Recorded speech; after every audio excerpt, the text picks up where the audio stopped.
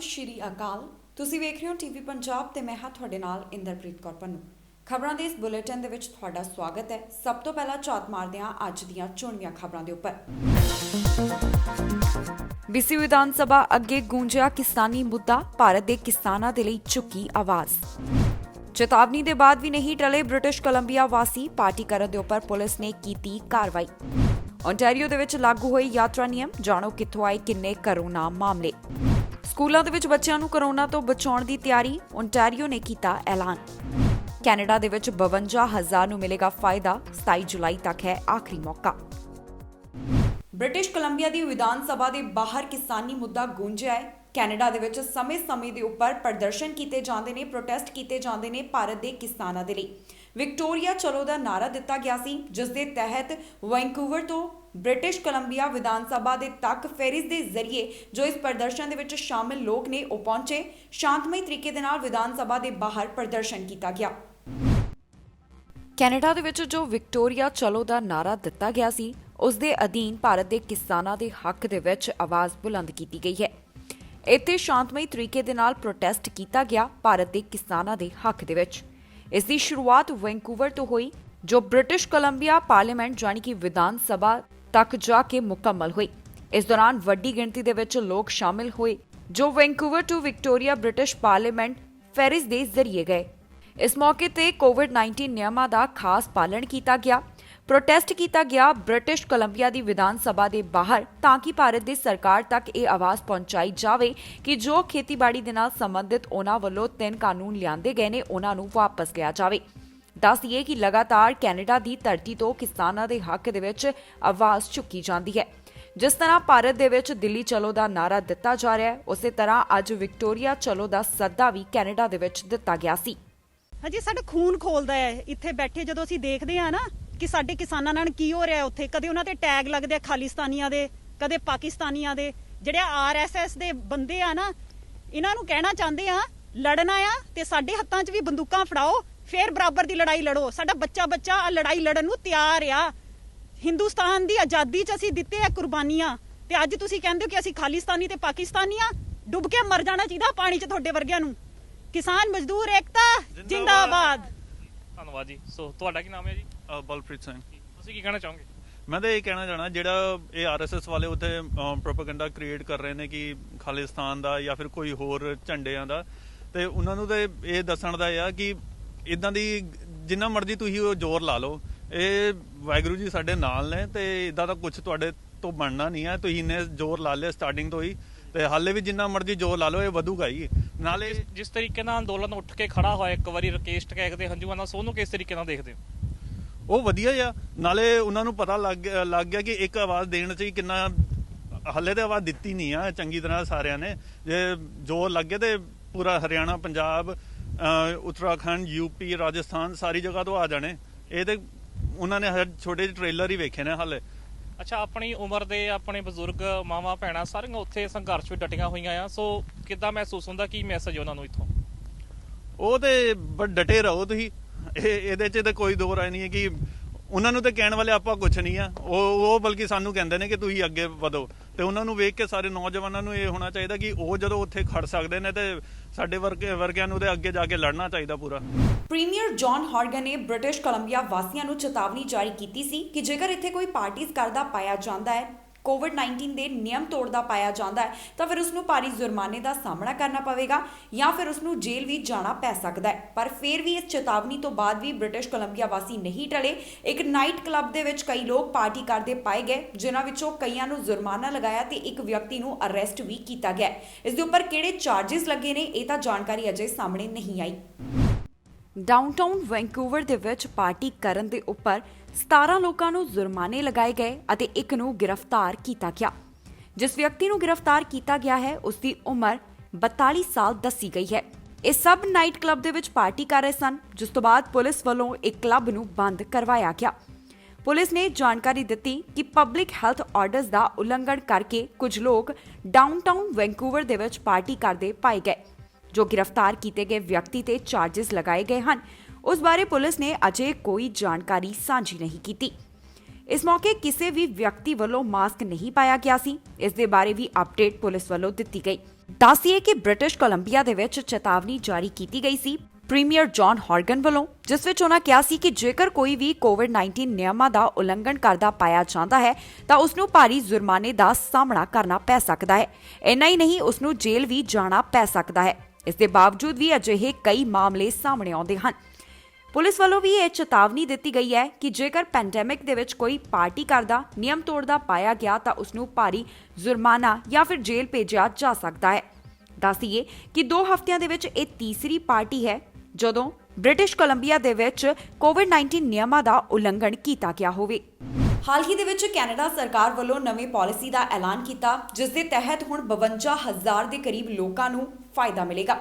ਦਰਅਸਲ ਇਹ ਜੋ ਪਾਲਿਸੀ ਹੈ, ਇਸ ਦੇ ਤਹਿਤ ਜੋ ਸਾਬਕਾ ਇੰਟਰਨੈਸ਼ਨਲ ਸਟੂਡੈਂਟਸ ਨੇ ਉਹ ਓਪਨ ਵਰਕ ਪਰਮਿਟ ਦੇ ਲਈ ਅਪਲਾਈ ਕਰ ਸਕਦੇ ਨੇ। ਇਹ ਉਹਨਾਂ ਵਾਸਤੇ ਹੈ ਜਿਨ੍ਹਾਂ ਦਾ ਵਰਕ ਪਰਮਿਟ ਜਾਂ ਤਾਂ ਐਕਸਪਾਇਰ ਹੋ ਗਿਆ ਹੈ ਜਾਂ ਫਿਰ ਹੋਣ ਵਾਲਾ ਹੈ।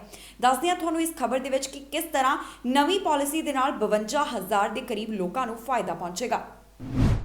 ਇੱਕ ਖਬਰ ਸਾਬਕਾ ਅੰਤਰਰਾਸ਼ਟਰੀ ਵਿਦਿਆਰਥੀਆਂ ਦੇ ਵਾਸਤੇ ਹੈ ਜਿਨ੍ਹਾਂ ਦੇ ਉੱਪਰ ਕੈਨੇਡਾ ਦੇ ਵਿੱਚ ਕੋਵਿਡ-19 ਦਾ ਪ੍ਰਭਾਵ ਪਿਆ ਹੈ। ਕੈਨੇਡਾ ਦੀ ਸਰਕਾਰ ਨੇ ਇਹਨਾਂ ਸਾਬਕਾ ਵਿਦਿਆਰਥੀਆਂ ਦੇ ਲਈ ਨਵੀਂ ਪਾਲਿਸੀ ਲਿਆਂਦੀ ਹੈ। ਇਸ ਦੇ ਨਾਲ 52,000 ਲੋਕਾਂ ਨੂੰ ਫਾਇਦਾ ਮਿਲੇਗਾ। ਜਨਵਰੀ 27 ਤੋਂ immigration, refugees and citizenship Canada post graduate work permit ਦੇ ਲਈ ਅਰਜ਼ੀਆਂ ਲੈ ਰਿਹਾ ਹੈ। ਇਹ ਉਹਨਾਂ ਵਾਸਤੇ ਹੈ ਜਿਨ੍ਹਾਂ ਦਾ ਪਰਮਿਟ ਐਕਸਪਾਇਰ ਹੋ ਗਿਆ ਹੈ ਜਾਂ ਫਿਰ ਹੋਣ ਵਾਲਾ ਹੈ। ਇਸ ਪਾਲਿਸੀ ਦਾ ਮਕਸਦ PGWP ਹੋਲਡਰ ਨੂੰ ਕੈਨੇਡੀਅਨ ਵਰਕ ਐਕਸਪੀਰੀਅੰਸ ਦੇ ਲਈ ਜ਼ਿਆਦਾ ਸਮਾਂ ਦੇਣਾ ਹੈ। ਇਹ ਨਵੀਂ ਪਾਲਿਸੀ ਦੇ ਨਾਲ farmer international students open work permit ਲੈ ਸਕਦੇ ਹਨ, ਜੋ 18 ਮਹੀਨਿਆਂ ਦੇ ਤੱਕ ਵੈਲਿਡ ਹੋਵੇਗਾ। IRCC ਨੇ ਐਸਟੀਮੇਟ ਲਗਾਇਆ ਹੈ ਕਿ ਇਸ ਪਾਲਿਸੀ ਦਾ ਫਾਇਦਾ 52,000 PGWP ਹੋਲਡਰਸ ਨੂੰ ਹੋਵੇਗਾ। ਉਮੀਦਵਾਰ ਦੇ ਕੋਲ 27 ਜੁਲਾਈ 2021 ਤੱਕ ਦਾ ਸਮਾਂ ਹੈ ਆਪਣੀ ਅਰਜ਼ੀ ਨੂੰ ਜਮ੍ਹਾਂ ਕਰਵਾਉਣ ਦਾ। ਇਸ ਵਾਸਤੇ ਅਪਲਾਈ ਕਰਨ ਲਈ ਕੁਝ ਸ਼ਰਤਾਂ ਹਨ। PGWP ਜਨਵਰੀ 30, 2020 ਦੇ ਬਾਅਦ ਐਕਸਪਾਇਰ ਹੋਣਾ ਚਾਹੀਦਾ ਹੈ। ਉਮੀਦਵਾਰ ਕੈਨੇਡਾ ਦੇ ਵਿੱਚ ਹੋਣਾ ਜ਼ਰੂਰੀ ਹੈ। ਵੈਲਿਡ ਟੈਂਪਰੇਰੀ ਸਟੇਟਸ ਵੀ ਹੋਣਾ ਲਾਜ਼ਮੀ ਹੈ। ਦੱਸੀਏ ਕਿ ਕੈਨੇਡਾ ਵੱਲੋਂ ਜੋ ਆਪਣਾ ਨਵਾਂ ਇਮੀਗ੍ਰੇਸ਼ਨ ਲੈਵਲਸ ਪਲਾਨ ਐਲਾਨਿਆ ਗਿਆ ਹੈ, ਉਸ ਦੇ ਤਹਿਤ ਇਹ ਟੀਚਾ ਰੱਖਿਆ ਗਿਆ ਹੈ ਕਿ ਕੈਨੇਡਾ ਦੇ ਵਿੱਚ ਸਾਲਾਨਾ 4 ਲੱਖ ਤੋਂ ਵੱਧ ਪ੍ਰਵਾਸੀਆਂ ਦਾ ਸਵਾਗਤ ਕੀਤਾ ਜਾਵੇਗਾ। ਕੈਨੇਡਾ ਦੇ ਇਮੀਗ੍ਰੇਸ਼ਨ ਵਿਭਾਗ ਵੱਲੋਂ ਕਈ ਤਰ੍ਹਾਂ ਦੀਆਂ ਰਾਹਤਾਂ ਦਿੱਤੀਆਂ ਜਾ ਰਹੀਆਂ ਹਨ ਅਤੇ ਨਵੀਆਂ ਪਾਲਿਸੀਜ਼ ਵੀ ਇੰਟਰੋਡਿਊਸ ਕੀਤੀਆਂ ਜਾ ਰਹੀਆਂ ਹਨ, ਜਾਣੀ ਕਿ ਲਿਆਂਦੀਆਂ ਜਾ ਰਹੀਆਂ ਨੇ। ਓਨਟਾਰੀਓ ਦੇ ਪ੍ਰੀਮੀਅਰ ਵੱਲੋਂ ਕੋਵਿਡ-19 ਦੇ ਕਰਕੇ ਨਵੀਂ ਯਾਤਰਾ ਦੇ ਸੰਬੰਧੀ ਪਾਬੰਦੀਆਂ ਦਾ ਐਲਾਨ ਕੀਤਾ ਗਿਆ ਸੀ, ਜਾਂ ਫਿਰ ਕਹਿ ਲਈਏ ਕਿ ਨਵੇਂ ਨਿਯਮਾਂ ਦਾ ਐਲਾਨ ਕੀਤਾ ਗਿਆ ਸੀ, ਜਿਸ ਦੀ ਸ਼ੁਰੂਆਤ ਅੱਜ ਤੋਂ ਹੋ ਗਈ ਹੈ। ਓਨਟਾਰੀਓ ਆਉਣ ਵਾਲੇ ਹਰ ਯਾਤਰੀ ਨੂੰ 에ਅਰਪੋਰਟ ਦੇ ਉੱਪਰ ਆਪਣਾ ਕੋਵਿਡ-19 ਦਾ ਨੈਗੇਟਿਵ ਟੈਸਟ ਦਿਖਾਉਣਾ ਹੋਵੇਗਾ। ਨਾਲ ਹੀ ਜਾਣਕਾਰੀ ਤੁਹਾਡੇ ਨਾਲ ਸਾਂਝੀ ਕਰਾਂਗੇ ਇਸ ਖਬਰ ਦੇ ਤਹਿਤ ਕਿ ਕਿਸ ਪ੍ਰੋਵਿੰਸ ਤੋਂ ਕਿੰਨੇ ਕੋਵਿਡ-19 ਮਾਮਲਿਆਂ ਦੀ ਪੁਸ਼ਟੀ ਹੋਈ ਹੈ। ਓਨਟਾਰੀਓ ਦੇ ਵਿੱਚ 24 ਘੰਟੇ ਦੌਰਾਨ 2000 ਤੋਂ ਘੱਟ ਮਾਮਲੇ ਸਾਹਮਣੇ ਆਏ ਅਤੇ 36 ਲੋਕਾਂ ਦੀ ਜਾਨ ਇਸ ਵਾਇਰਸ ਦੇ ਕਾਰਨ ਇੱਥੇ ਗਈ। ਓਨਟਾਰੀਓ ਤੋਂ 1969 ਮਾਮਲੇ ਦਰਜ ਕੀਤੇ ਗਏ। ਟੋਰਾਂਟੋ ਤੋਂ 886, ਪੀਲ ਰੀਜਨ ਤੋਂ 330, ਯਾਰਕ ਰੀਜਨ ਤੋਂ 128 ਮਾਮਲਿਆਂ ਦੀ ਪੁਸ਼ਟੀ ਹੋਈ ਹੈ। ਦੱਸ ਦਈਏ ਕਿ ਹੁਣ ਤੱਕ ਪ੍ਰੋਵਿੰਸ ਦੇ ਵਿੱਚ 6224 ਦੇ ਕਰੀਬ ਲੋਕਾਂ ਦੀ ਇਸ ਵਾਇਰਸ ਦੇ ਕਾਰਨ ਜਾਨ ਗਈ ਹੈ। ਦੱਸਣਾ ਬਣਦਾ ਹੈ ਕਿ ਓਨਟਾਰੀਓ ਦੇ ਵਿੱਚ ਇੰਟਰਨੈਸ਼ਨਲ ਟਰੈਵਲਰਸ ਦੇ ਲਈ ਜੋ ਨਵੇਂ ਨਿਯਮ ਲਾਗੂ ਕੀਤੇ ਗਏ, ਉਸ ਦੀ ਸ਼ੁਰੂਆਤ ਅੱਜ ਤੋਂ ਹੋ ਗਈ ਹੈ, ਜਿੱਥੇ 에ਅਰਪੋਰਟ ਤੇ ਆਉਣ ਵਾਲੇ ਹਰ ਯਾਤਰੀ ਨੂੰ ਆਪਣਾ ਕਰੋਨਾ ਨੈਗੇਟਿਵ ਟੈਸਟ ਦਿਖਾਉਣਾ ਪਵੇਗਾ। 69 ਮਾਮਲੇ UK ਵੇਰੀਐਂਟ ਦੇ ਨਾਲ ਸੰਬੰਧਿਤ ਇੱਥੇ ਸਾਹਮਣੇ ਆਏ ਹਨ। ਦੱਸ ਦਈਏ ਕਿ ਓਨਟਾਰੀਓ ਦੇ ਵਿੱਚ ਠੀਕ ਹੋਣ ਵਾਲੇ ਮਰੀਜ਼ਾਂ ਦੀ ਗਿਣਤੀ 2,44,339 ਹੈ। 19,017 ਇੱਥੇ ਐਕਟਿਵ ਕੇਸ ਹਨ। अस्पताल ਦੇ ਵਿੱਚ ਮਰੀਜ਼ਾਂ ਦੀ ਗਿਣਤੀ 1,158 ਹੈ, ਜਿਨ੍ਹਾਂ ਵਿੱਚੋਂ 354 ਇੰਟੈਂਸਿਵ ਕੇਅਰ ਅਧੀਨ ਹਨ ਅਤੇ 260 ICU ਦੇ ਵਿੱਚ ਵੈਂਟੀਲੇਟਰ ਦੇ ਉੱਪਰ ਨੇ। 24 ਘੰਟਿਆਂ ਦੌਰਾਨ 30,000 ਤੋਂ ਵੱਧ ਇੱਥੇ ਕਰੋਨਾ ਵਾਇਰਸ ਦੇ ਟੈਸਟ ਕੀਤੇ ਗਏ। ਕਿਊਬੈਕ ਦੇ ਵਿੱਚ 890 ਇਨਫੈਕਸ਼ਨ ਮਾਮਲੇ ਆਏ ਅਤੇ 32 ਮੌਤਾਂ ਦਰਜ ਕੀਤੀਆਂ ਗਈਆਂ। ਨਾਲ ਹੀ ਪੁਲਿਸ ਵੱਲੋਂ ਜਾਣਕਾਰੀ ਦਿੱਤੀ ਗਈ ਹੈ ਕਿ 1084 ਕਰਫਿਊ ਟਿਕਟਸ ਵੀ ਜਾਰੀ ਕੀਤੀਆਂ ਗਈਆਂ, ਜਿਨ੍ਹਾਂ ਨੇ ਕੋਵਿਡ-19 ਦੇ ਨਿਯਮਾਂ ਦਾ ਉਲੰਘਣ ਕੀਤਾ।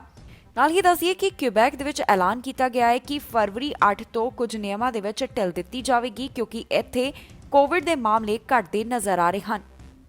ਅੱਜ ਮੈਨੀਟੋਬਾ ਦੇ ਵਿੱਚ 3 ਮੌਤਾਂ ਕੋਵਿਡ ਵਾਇਰਸ ਦੇ ਕਾਰਨ ਰਿਕਾਰਡ ਕੀਤੀਆਂ ਗਈਆਂ। ਇਸ ਦੇ ਨਾਲ ਹੀ 99 ਨਵੇਂ ਇਨਫੈਕਸ਼ਨ ਮਾਮਲੇ ਵੀ ਇੱਥੇ ਪਾਏ ਗਏ ਹਨ।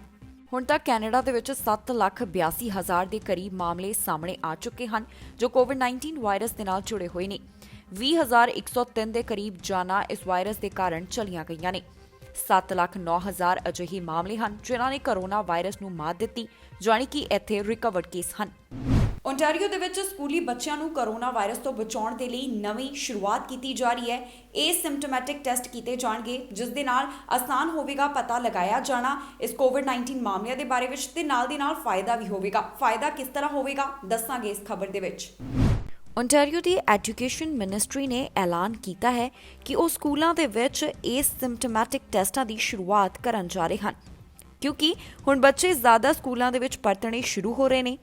ਸਭ ਤੋਂ ਪਹਿਲਾਂ ਇਸ ਦੀ ਸ਼ੁਰੂਆਤ ਕੁਝ ਹਿੱਸੇ ਦੇ ਵਿੱਚ ਕੀਤੀ ਗਈ ਸੀ ਜਿੱਥੇ ਜ਼ਿਆਦਾ ਐਕਟਿਵ ਕੇਸ ਸਨ, ਪਰ ਹੁਣ ਇਸ ਨੂੰ ਐਕਸਪੈਂਡ ਕੀਤਾ ਜਾ ਰਿਹਾ ਹੈ, ਜਾਣੀ ਕਿ ਵਧਾਇਆ ਜਾ ਰਿਹਾ ਹੈ ਬਾਕੀ ਹਿੱਸਿਆਂ ਦੇ ਵਿੱਚ ਅਤੇ ਸਕੂਲਾਂ, ਚਾਈਲਡ ਕੇਅਰ ਸੈਂਟਰਸ ਦੇ ਵਿੱਚ ਵੀ। ਇਸ ਨੂੰ ਸਕੂਲਾਂ ਦੇ ਵਿੱਚ 9,000 ਦੇ ਉੱਪਰ ਪਹਿਲਾਂ ਟੈਸਟ ਕੀਤਾ ਜਾ ਚੁੱਕਾ ਹੈ, ਜਿਸ ਤੋਂ 200 ਨਵੇਂ ਕੇਸਾਂ ਦੀ ਪੁਸ਼ਟੀ ਹੋਈ ਸੀ। ਮਿਨਿਸਟਰੀ ਨੇ ਦੱਸਿਆ ਕਿ ਇਸ ਦੇ ਨਾਲ ਲੋਕਲ ਪਬਲਿਕ ਹੈਲਥ ਨੂੰ ਇਹ ਪਤਾ ਚੱਲ ਜਾਵੇਗਾ ਕਿ ਕਿਹੜੇ ਸਕੂਲਾਂ ਦੇ ਵਿੱਚ ਟਾਰਗੇਟਡ ਟੈਸਟਿੰਗ ਕੀਤੀ ਜਾਣੀ ਹੈ, ਜਿਸ ਦੇ ਵਿੱਚ PCR ਅਤੇ ਰੈਪਿਡ ਟੈਸਟ ਸ਼ਾਮਿਲ ਹਨ। ਹਰ ਹਫ਼ਤੇ 50,000 ਟੈਸਟਾਂ ਦਾ ਟੀਚਾ ਰੱਖਿਆ ਗਿਆ ਹੈ, ਜਿਸ ਦੀ ਫੰਡਿੰਗ ਫੈਡਰਲ ਸਰਕਾਰ ਤੋਂ ਆਵੇਗੀ। ਆਓ ਤੁਹਾਨੂੰ ਸੁਣਾਉਂਦੇ ਹਾਂ ਕਿ ਮਿਨਿਸਟਰੀ ਆਫ ਐਜੂਕੇਸ਼ਨ ਵੱਲੋਂ ਹੋਰ ਕੀ ਕਿਹਾ ਗਿਆ। As kids return to learning in person, my top priority remains the health and the safety of Ontario students, school staff, and their families. On this point, I've been uncompromising. Throughout the pandemic, schools have remained safe and kids have continued to learn. This is not by accident, but rather is a reflection of the comprehensive investments and the measures we have put in place following the expert advice of the Chief Medical Officer of Health. Furthermore, on the advice of medical leaders and with our commitment to continually add layers of prevention onto our schools, we have strengthened measures for when kids return, including enhanced screening when students and staff walk through their school doors in the morning, mandatory masking and better quality masks for students in grades 1 to 3, including when outdoors if physical distancing cannot be maintained, and province-wide targeted asymptomatic testing using both rapid and lab process tests based on the specific circumstance and as decided by the local public health unit. When we first launched targeted asymptomatic testing for students, staff, and their households, we started in parts of the province which at the time had among the highest numbers of active COVID cases in Toronto, Peel, Ottawa, and York region. Under this initiative, 63 schools participated and approximately 9,000 tests were completed with approximately 200 new cases identified. Through these tests, we found that under 2% of all student cases came back positive, and the majority of positive cases were found in those outside of the school. Today, I'm announcing that we are expanding this testing approach to other areas of the province for schools and childcare settings experiencing either outbreaks or high case counts, or if they happen to be within high priority communities. The first phase of this testing has made it easier to track and prevent the spread of COVID-19 within our schools by helping to identify cases early, to inform public health decisions, and ultimately to manage any outbreaks. The Ministry of Education, along with our partners in the Ministry of Health and Ontario Health, are continuing to work with school boards and health partners to support this testing where it is needed province-wide. Access to robust asymptomatic testing has been offered to each and every public health unit that is welcoming students back to class. And we will continue making this offer as we bring even more students back. In addition to expanding testing and other safety protocols, today we are allocating an additional $381 million in targeted funding to go even further in protecting the health and safety of our students. This funding will invest $50 million for improving air quality and ventilation within our schools, such as additional portable HEPA filters and upgrades to provide immediate improvements to ventilation for our students and staff. America ਤੋਂ ਇੱਕ ਅਜਿਹਾ ਮਾਮਲਾ ਸਾਹਮਣੇ ਆਇਆ ਜਿੱਥੇ 9 ਸਾਲ ਦੀ ਬੱਚੀ ਦੇ ਉੱਪਰ ਪੁਲਿਸ ਵੱਲੋਂ ਪੈਪਰ ਸਪਰੇਅ ਛਿੜਕੀ ਗਈ, ਨਾਲ ਦੀ ਨਾਲ ਉਸ ਨੂੰ ਹੱਥਕੜੀਆਂ ਵੀ ਲਗਾਈਆਂ ਗਈਆਂ। ਪੁਲਿਸ ਨੇ ਅਜਿਹਾ ਕਿਉਂ ਕੀਤਾ, ਉਹਨਾਂ ਨੇ ਇਸ ਪਿੱਛੇ ਦਾ ਕਾਰਨ ਸਾਂਝਾ ਕੀਤਾ ਹੈ, ਜੋ ਤੁਹਾਡੇ ਨਾਲ ਇਸ ਖਬਰ ਦੇ ਵਿੱਚ ਅਸੀਂ ਸਾਂਝ ਪਾਵਾਂਗੇ। ਪਰ ਦੱਸ ਦਈਏ ਕਿ ਇਹ ਵੀਡੀਓ ਜੋ ਸਾਹਮਣੇ ਆਈ ਹੈ ਇਸ ਪੂਰੀ ਘਟਨਾ ਦੀ, ਉਸ ਤੋਂ ਬਾਅਦ ਹਰ ਪਾਸੇ ਆਲੋਚਨਾ ਕੀਤੀ ਜਾ ਰਹੀ ਹੈ। ਅਮਰੀਕਾ ਤੋਂ ਇੱਕ ਅਜਿਹੀ ਖਬਰ ਸਾਹਮਣੇ ਆਈ ਹੈ ਜਿਸ ਦੀ ਹਰ ਪਾਸੇ ਆਲੋਚਨਾ ਹੋ ਰਹੀ ਹੈ। ਦਰਅਸਲ ਇੱਕ 9 ਸਾਲ ਦੀ ਬੱਚੀ ਦੇ ਉੱਪਰ ਪੁਲਿਸ ਨੇ ਪੈਪਰ ਸਪਰੇਅ ਕੀਤਾ। ਹਰ ਕੋਈ ਇਸ ਦਾ ਵਿਰੋਧ ਕਰਦਾ ਦਿਖਾਈ ਦੇ ਰਿਹਾ ਹੈ। ਅਮਰੀਕਾ ਦੇ ਵਿੱਚ ਰੋਚੈਸਟਰ ਪੁਲਿਸ ਨੇ ਪੁਲਿਸ ਅਧਿਕਾਰੀਆਂ ਦੇ ਬॉडी ਕੈਮਰਾ ਦੇ ਵੀਡੀਓ ਜਾਰੀ ਕੀਤੇ ਹਨ। ਇਹਨਾਂ ਦੇ ਵਿੱਚ ਅਧਿਕਾਰੀ 9 ਸਾਲ ਦੀ ਇੱਕ ਬੱਚੀ ਨੂੰ ਕਾਬੂ ਕਰਨ ਦੇ ਲਈ ਪੈਪਰ ਸਪਰੇ ਕਰਦੇ ਨਜ਼ਰ ਆ ਰਹੇ ਹਨ। ਇਸ ਬੱਚੀ ਦੇ ਹੱਥ ਵੀ ਬੰਨੇ ਇਸ ਵੀਡੀਓ ਦੇ ਵਿੱਚ ਦੇਖੇ ਜਾ ਸਕਦੇ ਹਨ। ਪੁਲਿਸ ਨੇ ਦੱਸਿਆ ਕਿ ਉਹ ਪੇਪਰ ਸਪਰੇ ਸੀ। ਇਸ ਵੀਡੀਓ ਨੂੰ ਲੈ ਕੇ ਪੁਲਿਸ ਦੀ ਕਾਫੀ ਆਲੋਚਨਾ ਹਰ ਪਾਸੇ ਹੋ ਰਹੀ ਹੈ। ਦੱਸਿਏ ਕਿ ਰੋਚੈਸਟਰ ਦੇ ਮੇਅਰ ਲਵਲੀ ਵੈਰਨ ਨੇ ਇਸ ਹਾਦਸੇ ਦੇ ਵਿੱਚ ਜੋ ਵਿਕਟਮ ਬੱਚੀ ਹੈ ਉਸ ਦੇ ਸੰਬੰਧੀ ਆਪਣੀ ਚਿੰਤਾ ਪ੍ਰਗਟ ਕੀਤੀ ਹੈ। ਉਹਨਾਂ ਨੇ ਕਿਹਾ ਕਿ ਮੇਰੀ ਵੀ 10 ਸਾਲ ਦੀ ਬੱਚੀ ਹੈ। ਇੱਕ ਮਾਂ ਦੇ ਤੌਰ ਦੇ ਉੱਪਰ ਇਹ ਵੀਡੀਓ ਤੁਸੀਂ ਕਦੇ ਨਹੀਂ ਦੇਖਣਾ ਚਾਹੋਗੇ ਜਿਸ ਤਰ੍ਹਾਂ ਦੀ ਵੀਡੀਓ ਇਹ ਸਾਹਮਣੇ ਆਈ ਹੈ। ਜਾਣਕਾਰੀ ਮੁਤਾਬਕ ਵਿਵਾਦ ਦੀ ਖਬਰ ਮਿਲਣ ਤੋਂ ਬਾਅਦ 9 ਅਧਿਕਾਰੀ ਮੌਕੇ ਦੇ ਉੱਪਰ ਪਹੁੰਚੇ। ਆਪਣੇ ਪਿਤਾ ਤੋਂ ਵੱਖ ਕਰਨ ਦੀ ਕੋਸ਼ਿਸ਼ ਕਰਦੇ ਸਮੇਂ ਬੱਚੀ ਦੀ ਇਹ ਵੀਡੀਓ ਚੀਕਣ ਦੀ ਆਵਾਜ਼ ਸੁਣੀ ਜਾ ਸਕਦੀ ਹੈ। ਡਿਪਟੀ ਪੁਲਿਸ ਨੇ ਇਸ ਬੱਚੀ ਨੂੰ ਆਤਮਘਾਤੀ ਦੱਸਿਆ। ਉਹਨਾਂ ਕਿਹਾ ਕਿ ਬੱਚੀ ਖੁਦ ਨੂੰ ਮਾਰਨਾ ਚਾਹੁੰਦੀ ਸੀ ਅਤੇ ਉਹ ਆਪਣੀ ਮਾਂ ਦਾ ਕਤਲ ਕਰਨਾ ਚਾਹੁੰਦੀ ਸੀ। ਉਹਨਾਂ ਨੇ ਦੱਸਿਆ ਕਿ ਅਧਿਕਾਰੀਆਂ ਨੇ ਉਸ ਨੂੰ ਗੱਡੀ ਦੇ ਵਿੱਚ ਬਿਠਾਉਣ ਦੀ ਕੋਸ਼ਿਸ਼ ਕੀਤੀ। ਉਸ ਨੇ ਲੱਤਾਂ ਮਾਰਨੀਆਂ ਸ਼ੁਰੂ ਕਰ ਦਿੱਤੀਆਂ। ਪੁਲਿਸ ਡਿਪਾਰਟਮੈਂਟ ਨੇ ਦੱਸਿਆ ਕਿ ਬੱਚੀ ਨੂੰ ਕੰਟਰੋਲ ਕਰਨ ਦੇ ਲਈ ਉਹਨਾਂ ਨੂੰ ਇਹ ਕਰਨਾ ਪਿਆ। ਉਹਨਾਂ ਇਹ ਵੀ ਜਾਣਕਾਰੀ ਦਿੱਤੀ ਕਿ ਪੈਰੈਂਟਸ ਦੀ ਅਪੀਲ ਦੇ ਬਾਅਦ ਹੀ ਬੱਚੀ ਦੇ ਹੱਥ ਬੰਨੇ ਗਏ ਸਨ ਅਤੇ ਐਂਬੂਲੈਂਸ ਆਉਣ ਤੱਕ ਉਸ ਨੂੰ ਪੁਲਿਸ ਦੀ ਗੱਡੀ ਦੇ ਵਿੱਚ ਬਿਠਾਇਆ ਗਿਆ। ਬੱਚੀ ਦੇ ਉੱਪਰ ਪੈਪਰ ਸਪਰੇ ਵੀ ਛਿੜਕਿਆ ਗਿਆ ਸੀ, ਪਰ ਡਿਪਾਰਟਮੈਂਟ ਵੱਲੋਂ ਇਸ ਦੇ ਉੱਪਰ ਕੋਈ ਵੀ ਸਫਾਈ ਨਹੀਂ ਦਿੱਤੀ ਗਈ। ਇਸ ਬੱਚੀ ਨੂੰ ਬਾਅਦ ਦੇ ਵਿੱਚ ਰੋਚੈਸਟਰ ਜਨਰਲ ਹਸਪੀਟਲ ਲਿਜਾਇਆ ਗਿਆ। ਉੱਥੇ ਇਸ ਦਾ ਇਲਾਜ ਕੀਤਾ ਗਿਆ ਤੇ ਬਾਅਦ ਦੇ ਵਿੱਚ ਪਰਿਵਾਰ ਦੇ ਹਵਾਲੇ ਕਰ ਦਿੱਤਾ ਗਿਆ। ਜਿਸ ਤਰ੍ਹਾਂ ਵੱਖ-ਵੱਖ ਦੇਸ਼ਾਂ ਦੇ ਵਿੱਚ ਇਸ ਸਮੇਂ ਵੈਕਸੀਨੇਸ਼ਨ ਚੱਲ ਰਹੀ ਹੈ, ਅਮਰੀਕਾ ਦੇ ਵਿੱਚ ਵੀ ਟੀਕਾਕਰਨ ਮੁਹਿੰਮ ਚੱਲ ਰਹੀ ਹੈ, ਪਰ ਇੱਕ ਜਗ੍ਹਾ ਤੋਂ ਅਜਿਹਾ ਮਾਮਲਾ ਸਾਹਮਣੇ ਆਇਆ ਜਿੱਥੇ ਨਜ਼ਰਬੰਦ ਕੈਦੀਆਂ ਨੂੰ ਵੈਕਸੀਨ ਲਗਾਉਣੀ ਬੰਦ ਕਰ ਦਿੱਤੀ ਗਈ, ਜਾਣੀ ਕਿ ਜੋ ਇੱਥੇ ਟੀਕਾਕਰਨ ਦਾ ਪ੍ਰੋਸੈਸ ਸੀ, ਯੋਜਨਾ ਸੀ, ਉਸ ਨੂੰ ਰੋਕ ਦਿੱਤਾ ਗਿਆ। ਅਜਿਹਾ ਕਿਉਂ ਕੀਤਾ ਗਿਆ ਦੱਸਾਂਗੇ ਇਸ ਖਬਰ ਦੇ ਵਿੱਚ।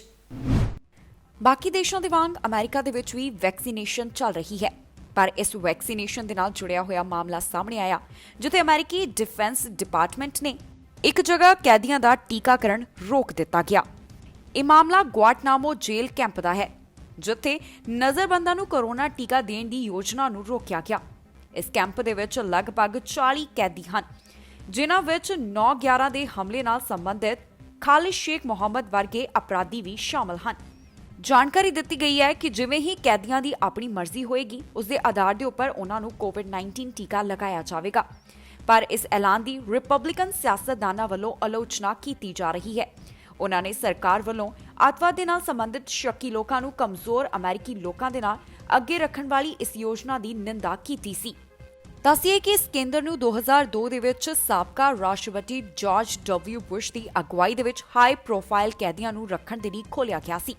ਇਸ ਦੇ ਇਲਾਵਾ ਸਾਬਕਾ ਰਾਸ਼ਟਰਪਤੀ ਬਰੈਕ ਓਬਾਮਾ ਨੇ ਇਸ ਜੇਲ੍ਹ ਕੈਂਪ ਨੂੰ ਬੰਦ ਕਰਨ ਦੇ ਲਈ ਅਸਫਲ ਕੋਸ਼ਿਸ਼ ਕੀਤੀ, ਜਦਕਿ ਸਾਬਕਾ ਰਾਸ਼ਟਰਪਤੀ ਡੋਨਾਲਡ ਟਰੰਪ ਇਸ ਸਹੂਲਤ ਨੂੰ ਖੁੱਲ੍ਹਾ ਰੱਖਣ ਦੇ ਹੱਕ ਦੇ ਵਿੱਚ ਸਨ।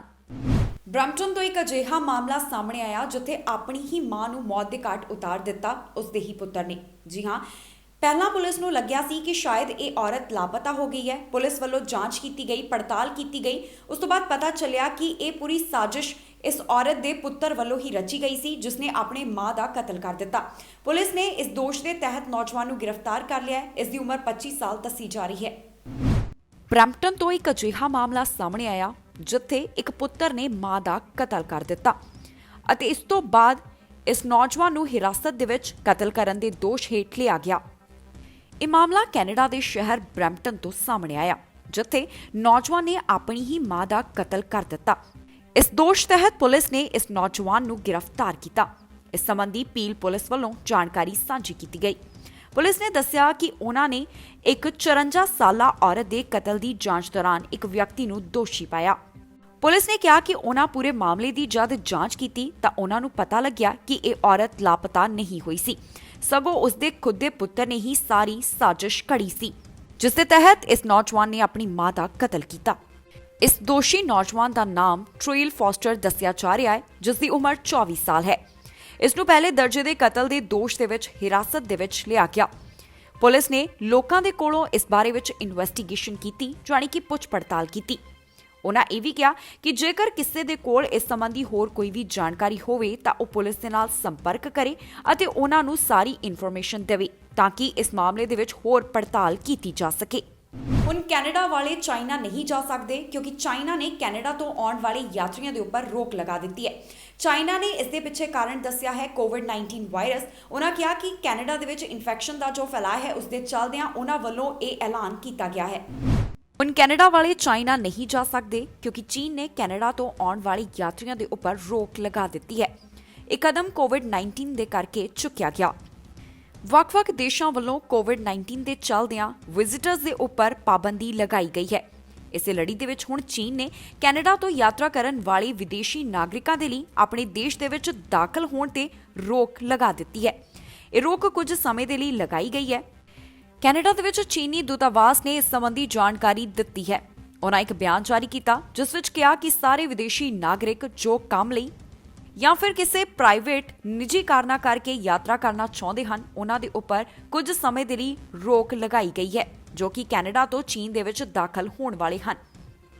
ਇਸ ਦੇ ਵਿੱਚ ਡਿਪਲੋਮੈਟ ਅਤੇ ਸਰਵਿਸ ਵੀਜ਼ਾ ਦੇ ਉੱਪਰ ਪਾਬੰਦੀ ਨਹੀਂ ਲਗਾਈ ਗਈ। ਚੀਨ ਨੇ ਅਜਿਹਾ ਕਰਨ ਦੇ ਪਿੱਛੇ ਕੋਰੋਨਾ ਵਾਇਰਸ ਇਨਫੈਕਸ਼ਨ ਦੀਆਂ ਚਿੰਤਾਵਾਂ ਨੂੰ ਦੱਸਿਆ ਹੈ। ਕੈਨੇਡਾ ਦੇ ਵਿੱਚ ਵਾਧੇ ਇਨਫੈਕਸ਼ਨ ਕਾਰਨ ਚੀਨ ਨੇ ਇਹ ਫੈਸਲਾ ਲਿਆ। ਇਹ ਜਾਣਕਾਰੀ ਖੁਦ ਚੀਨ ਵੱਲੋਂ ਦਿੱਤੀ ਗਈ ਹੈ। ਦੱਸੀਏ ਕਿ ਕੋਵਿਡ-19 ਦਾ ਜੋ ਨਵਾਂ ਵੇਰੀਐਂਟ ਮਿਲਿਆ ਉਸ ਤੋਂ ਬਾਅਦ ਕਈ ਦੇਸ਼ਾਂ ਵੱਲੋਂ ਯਾਤਰਾ ਸੰਬੰਧੀ ਨਵੇਂ ਨਿਯਮ ਲਾਗੂ ਕੀਤੇ ਗਏ ਹਨ, ਜਿੱਥੇ ਕੈਨੇਡਾ ਵੱਲੋਂ ਵੀ ਨਵਾਂ ਨਿਯਮ ਲਾਗੂ ਕੀਤਾ ਗਿਆ ਕਿਉਂਕਿ ਹੁਣ 에ਅਰਪੋਰਟ ਦੇ ਉੱਪਰ ਆਉਣ ਵਾਲੇ ਹਰ ਯਾਤਰੀ ਨੂੰ ਕੋਰੋਨਾ ਨੈਗੇਟਿਵ ਟੈਸਟ ਦਿਖਾਉਣਾ ਲਾਜ਼ਮੀ ਕੀਤਾ ਗਿਆ। ਨਾਲ ਹੀ ਕੁਆਰੰਟਾਈਨ ਦੇ ਬਾਰੇ ਵਿੱਚ ਵੀ ਨਵੇਂ ਰੂਲਸ ਦੱਸੇ ਗਏ ਹਨ। ਜੋ ਬਾਈਡਨ ਪ੍ਰਸ਼ਾਸਨ ਦੀ ਇਸ ਵਾਰ ਦੀ ਟੀਮ ਥੋੜੀ ਵੱਖਰੀ ਹੈ। ਵੱਖਰੀ ਇਸ ਕਰਕੇ ਕਿਉਂਕਿ ਕਾਫੀ ਕੁਝ ਇਸ ਦੇ ਵਿੱਚ ਇਤਿਹਾਸਿਕ ਹੋਇਆ। ਇਸ ਵਾਰ ਔਰਤਾਂ ਨੂੰ ਖਾਸ ਜਗ੍ਹਾ ਮਿਲੀ ਹੈ। ਜੋ ਬਾਈਡਨ ਪ੍ਰਸ਼ਾਸਨ ਦੇ ਵਿੱਚ ਅਜਿਹਾ ਪਹਿਲੀ ਵਾਰ ਹੋਇਆ ਹੈ ਕਿ ਪ੍ਰੈਸ ਟੀਮ ਦੇ ਵਿੱਚ ਕਿਸੇ ਔਰਤ ਨੂੰ ਅਹੁਦਾ ਦਿੱਤਾ ਗਿਆ ਹੋਵੇ। ਦੱਸ ਦਈਏ ਕਿ ਜੋ ਬਾਈਡਨ ਦੀ ਟੀਮ ਦੇ ਵਿੱਚ 13 ਔਰਤਾਂ ਨੂੰ ਵੱਖ-ਵੱਖ ਅਹੁਦਿਆਂ ਦੇ ਉੱਪਰ ਲਗਾਇਆ ਗਿਆ ਹੈ। ਅਮਰੀਕਾ ਦੇ ਨਵੇਂ ਰਾਸ਼ਟਰਪਤੀ ਜੋ ਬਾਈਡਨ ਦਾ ਕੈਬਨਿਟ ਕੁਝ ਖਾਸ ਹੈ। ਇਸ ਦੇ ਵਿੱਚ ਅਲੱਗ-ਅਲੱਗ ਲੋਕਾਂ ਨੂੰ ਖਾਸ ਅਹੁਦੇ ਦਿੱਤੇ ਗਏ, ਪਰ ਜੇਕਰ ਔਰਤਾਂ ਦੀ ਗੱਲ ਕਰੀਏ ਤਾਂ ਉਹਨਾਂ ਵੱਲੋਂ ਹਿੱਸੇਦਾਰੀ ਦਾ ਇੱਕ ਰਿਕਾਰਡ ਬਣਾਇਆ ਗਿਆ ਕਿਉਂਕਿ ਉਹਨਾਂ ਦੇ ਪ੍ਰਸ਼ਾਸਨ ਦੇ ਵਿੱਚ ਔਰਤਾਂ ਨੂੰ ਇਸ ਵਾਰ ਜ਼ਿਆਦਾ ਜਗ੍ਹਾ ਮਿਲੀ ਹੈ। ਜੀ ਹਾਂ, ਅਮਰੀਕਾ ਦੇ ਨਵੇਂ ਚੁਣੇ ਰਾਸ਼ਟਰਪਤੀ ਜੋ ਬਾਈਡਨ ਦੀ ਟੀਮ ਦੇ ਵਿੱਚ ਔਰਤਾਂ ਦੀ ਹਿੱਸੇਦਾਰੀ ਪਹਿਲਾਂ ਦੇ ਮੁਕਾਬਲੇ ਕਿਤੇ ਜ਼ਿਆਦਾ ਹੈ। ਬਾਈਡਨ ਪ੍ਰਸ਼ਾਸਨ ਵੱਲੋਂ ਔਰਤਾਂ ਨੂੰ ਖਾਸ ਇੰਪੋਰਟੈਂਸ ਦਿੱਤੀ ਗਈ ਹੈ। ਅਮਰੀਕਾ ਦੇ ਨਵੇਂ ਰਾਸ਼ਟਰਪਤੀ ਬਾਈਡਨ ਨੇ ਆਪਣੇ ਪ੍ਰਸ਼ਾਸਨ ਦੇ ਵਿੱਚ ਮਹੱਤਵਪੂਰਨ ਪੋਸਟਾਂ ਦੇ ਉੱਪਰ 13 ਔਰਤਾਂ ਨੂੰ ਜਗ੍ਹਾ ਦਿੱਤੀ ਹੈ। ਇਸ ਦੇ ਵਿੱਚ ਕਈ ਭਾਰਤੀ ਮੂਲ ਦੀਆਂ ਔਰਤਾਂ ਵੀ ਸ਼ਾਮਲ ਹਨ। ਇੰਨਾ ਹੀ ਨਹੀਂ, ਉਹਨਾਂ ਵੱਲੋਂ ਇਹ ਵੀ ਕਿਹਾ ਗਿਆ ਹੈ ਕਿ ਆਉਣ ਵਾਲੇ ਸਮੇਂ ਦੇ ਵਿੱਚ ਹੋਰ ਔਰਤਾਂ ਨੂੰ ਉਹਨਾਂ ਦੇ ਪ੍ਰਸ਼ਾਸਨ ਦੇ ਵਿੱਚ ਜਗ੍ਹਾ ਦਿੱਤੀ ਜਾਵੇਗੀ, ਜਾਣੀ ਕਿ ਖਾਸ ਅਹੁਦਿਆਂ ਦੇ ਉੱਪਰ ਲਗਾਇਆ ਜਾਵੇਗਾ। ਬਾਈਡਨ ਨੇ ਆਪਣੀ ਪ੍ਰੈਸ ਟੀਮ ਦੇ ਵਿੱਚ ਵੀ ਔਰਤਾਂ ਨੂੰ ਸਥਾਨ ਦਿੱਤਾ ਹੈ, ਜਾਣੀ ਕਿ ਇਸ ਦੇ ਵਿੱਚ ਵੀ ਸ਼ਾਮਲ ਕੀਤਾ ਹੈ। ਅਜਿਹਾ ਕਰਨ ਵਾਲੇ ਉਹ ਅਮਰੀਕਾ ਦੇ ਪਹਿਲੇ ਰਾਸ਼ਟਰਪਤੀ ਹਨ। ਇਸ ਦੇ ਨਾਲ ਹੋਰ ਵੀ ਕਈ ਅਹੁਦੇ ਹਨ ਜਿਨ੍ਹਾਂ ਦੇ ਉੱਪਰ ਔਰਤਾਂ ਦਾ ਦਬਦਬਾ ਦੇਖਿਆ ਜਾ ਸਕਦਾ ਹੈ। ਵਾਕਿਆ ਹੀ ਇਸ ਵਾਰ ਦਾ ਜੋ ਬਾਈਡਨ ਪ੍ਰਸ਼ਾਸਨ ਕਾਫੀ ਖਾਸ ਹੈ ਕਿਉਂਕਿ ਇਸ ਦੇ ਵਿੱਚ ਔਰਤਾਂ ਨੂੰ ਇੱਕ ਖਾਸ ਜਗ੍ਹਾ ਦਿੱਤੀ ਗਈ ਹੈ। ਇਸ ਦੇ ਨਾਲ ਹੀ ਜਾਂਦੇ ਇੱਕ ਵਾਰ ਫਿਰ ਤੋਂ ਝਾਤ ਮਾਰਦੇ ਹਾਂ ਅੱਜ ਦੀਆਂ ਚੋਣਵੀਆਂ ਖਬਰਾਂ ਦੇ ਉੱਪਰ। BC ਵਿਧਾਨ ਸਭਾ ਅੱਗੇ ਗੂੰਜਿਆ ਕਿਸਾਨੀ ਮੁੱਦਾ, ਭਾਰਤ ਦੇ ਕਿਸਾਨਾਂ ਦੇ ਲਈ ਚੁੱਕੀ ਆਵਾਜ਼। ਚੇਤਾਵਨੀ ਦੇ ਬਾਅਦ ਵੀ ਨਹੀਂ ਟਲੇ ਬ੍ਰਿਟਿਸ਼ ਕੋਲੰਬੀਆ ਵਾਸੀ, ਪਾਰਟੀ ਕਰਨ ਦੇ ਉੱਪਰ ਪੁਲਿਸ ਨੇ ਕੀਤੀ ਕਾਰਵਾਈ। ਓਨਟਾਰੀਓ ਦੇ ਵਿੱਚ ਲਾਗੂ ਹੋਏ ਯਾਤਰਾ ਨਿਯਮ, ਜਾਣੋ ਕਿੱਥੋਂ ਆਏ ਕਿੰਨੇ ਕਰੋਨਾ ਮਾਮਲੇ। ਸਕੂਲਾਂ ਦੇ ਵਿੱਚ ਬੱਚਿਆਂ ਨੂੰ ਕਰੋਨਾ ਤੋਂ ਬਚਾਉਣ ਦੀ ਤਿਆਰੀ, ਓਨਟਾਰੀਓ ਨੇ ਕੀਤਾ ਐਲਾਨ। ਕੈਨੇਡਾ ਦੇ ਵਿੱਚ 52,000 ਨੂੰ ਮਿਲੇਗਾ ਫਾਇਦਾ, 27 ਜੁਲਾਈ ਤੱਕ ਹੈ ਆਖਰੀ ਮੌਕਾ। ਖਬਰਾਂ ਦੇ ਇਸ ਬੁਲੇਟਿਨ ਦੇ ਵਿੱਚ ਇੰਨਾ ਹੀ। ਨਵੀਆਂ ਤੇ ਤਾਜ਼ੀਆਂ ਖਬਰਾਂ ਲੈ ਕੇ ਫਿਰ ਤੋਂ ਹਾਜ਼ਰ ਹੋਵਾਂਗੇ। ਫਿਲਹਾਲ ਮੈਨੂੰ ਇੰਦਰਪ੍ਰੀਤ ਕੌਰ ਪੰਨੂ ਨੂੰ ਦਿਓ ਇਜਾਜ਼ਤ ਤੇ ਤੁਸੀਂ ਵੇਖਦੇ ਰਹੋ TV ਪੰਜਾਬ।